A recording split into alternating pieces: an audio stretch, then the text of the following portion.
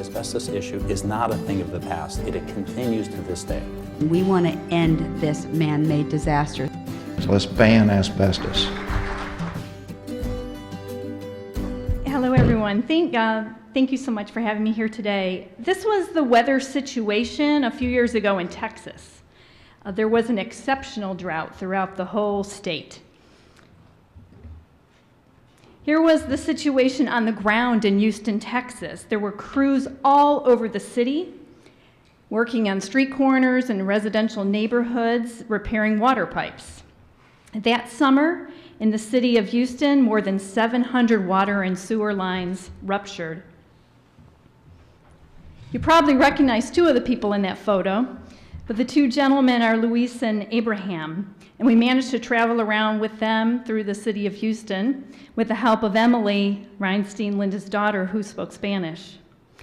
Luis and Abraham live in Houston. They were hired that summer by a subcontractor to the city of Houston to be part of the crews that were making the repairs on all of those rupturing pipes. Abraham and Luis were experienced plumbers. They had always fixed leaks and pipes and toilets for homeowners and building managers.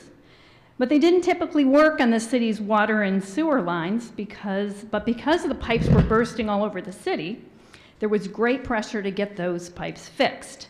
Residents are not happy when they don't have water. The city wanted its primary contractor to get these jobs done as quickly as possible. So that meant finding as many workers as possible to make the repairs. And Luis and Abraham were just some of the crews, dozens of workers, who were hired with emergency city funding to fix the gushers all over the city. Luis and Abraham had worked on cast iron, PVC, and cement pipes. And between them, they had more than 50 years of experience. But the jobs that they encountered that summer were different. They had not seen this type of pipe before. It didn't look like regular concrete. And they had a funny feeling about these pipes. They were suspicious. The crews were chopping up the pipes with hammers and dry cutting them with saws. And because of that, Luis and Abraham had this feeling in their gut that something wasn't right, that something wasn't safe. So after their first day on the job, they put their heads together and they made a plan for day 2. They secretly decided that they would take a piece of the ruptured pipe. It was technically city property, but the dust was so thick that they figured they wouldn't be seen. And they thought they'd get away with it. And then something happened that I have never heard in my 25 years working in worker health and safety. Abraham took a piece of the pipe and he sent it off to a lab using his own money and asked the lab to check for asbestos. Here's a piece of the pipe and what the lab reported.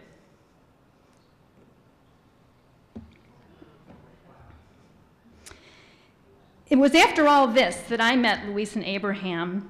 The Fe Justicia, Faith and Justice Worker Center in Houston, had him contact me, and they asked if they could provide some advice to them about exposure to asbestos. And when Linda and I met with them, they showed us this lab report. And for me, I know a chill went up my spine. Then I got that horrible feeling in the pit of my stomach because I remembered how Luis and Abraham had told us about the thick dust that they were working in underground in a trench. Luis and Abraham also told Linda and I some other appalling things. Not only about how the pipes were repaired, but the cavalier way in which the refuse pipe was handled. Just driving through a residential neighborhood in Houston, I happened upon this pile of AC pipe. It was stacked up alongside the road in a neighborhood just about a half a mile from a school. Just to be sure, I took this photo of my shoe near the pipe, and I took a little piece of the pipe for myself and sent it off for a second opinion of sorts from another laboratory. And I appreciate that Sean Fitzgerald of Scientific Analytical Laboratories agreed to do the analysis. I still shake my head when I think about workers under a city contract, the 4th largest city in the United States, were dry cutting asbestos cement pipe, and piles of pipe were stacked as inviting playgrounds for school kids. Surely, I thought this would get OSHA's attention. We met with OSHA, but we heard that all too familiar tale. The agency's not geared up to investigate situations when a complaint comes months and months after the fact. That was even the case when we could provide evidence from 2 analytical laboratories. We also had a list of sites where these repair jobs had been conducted, and those lists could have been confirmed by the city of Houston. Sadly, that's not the state of affairs today in worker health and safety agencies. Without seeing the hazards for themselves, witnessing the violations, and taking the asbestos samples, enforcement of OSHA's asbestos regulation was just not going to happen. Yes, there are regulations on the books, and some of them are very good, but they do little good for workers, and in this case, the community, if they aren't enforced. That means there are few, if any, consequences for employers who violate worker safety laws. I worked with the librarians at the Houston Central Archive and became friends with them during this time, and they helped me locate old records from the Water and Sanitation Department of Houston. And I learned that in the city of Houston, there were more than 1,000 miles of AC pipe.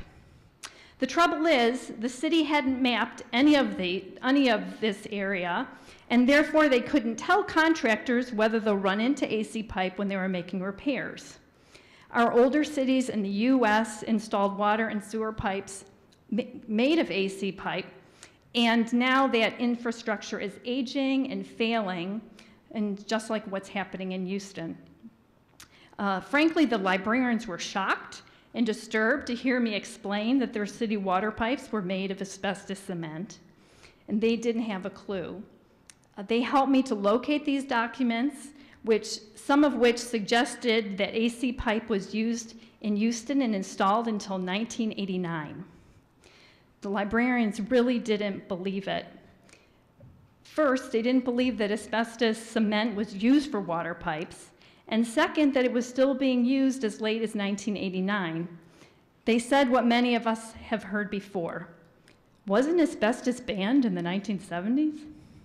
They didn't have a clue, and I guarantee that people across the country and other municipalities with AC pipe don't have a clue either.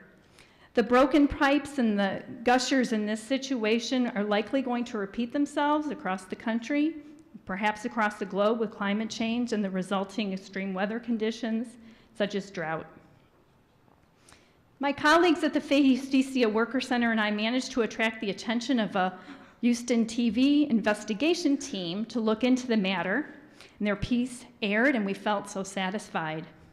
For a few days, we thought we had some momentum to influence the city's contracting practices, and we had our demands for the city and what they needed to do to improve those contracting practices when it came with respect to AC pipe. And the city council was poised to hear from us. But we weren't as shrewd and strategic as we needed to be, and the momentum faded, and nothing has changed. Here are a few lessons that I learned from my experience with Luis and Abraham. Recognize that workers may be the experts. Luis and Abraham followed their gut. I couldn't have asked them to be more engaged. But workers need more information and training on how and to whom to elevate serious hazards, and they need to do it quickly. Still today, Luis and Abraham have difficulty securing jobs in the city because they spoke out about the AC pipe and because they were brave enough to appear on TV. I can't help to wonder if the outcome would have been different had Luis and Abraham or other workers who were exposed to that AC pipe that summer brought the issue to OSHA immediately. We need to realize that AC pipe is a disaster, I guess another asbestos disaster, that is just waiting to happen, particularly with climate change. We need to understand that just because the regulations on the books, they aren't necessarily enforced. Not all companies comply with the law. We need strong enforcement. But that's not going to happen when OSHA has so few inspectors that it would take the agency more than 130 years to get to each work site in the US.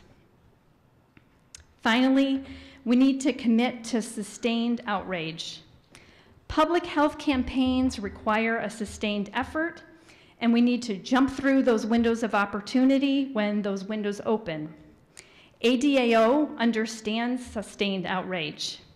We need to do more of it. We need it in Houston, we need it in the United States, and we need it across the globe.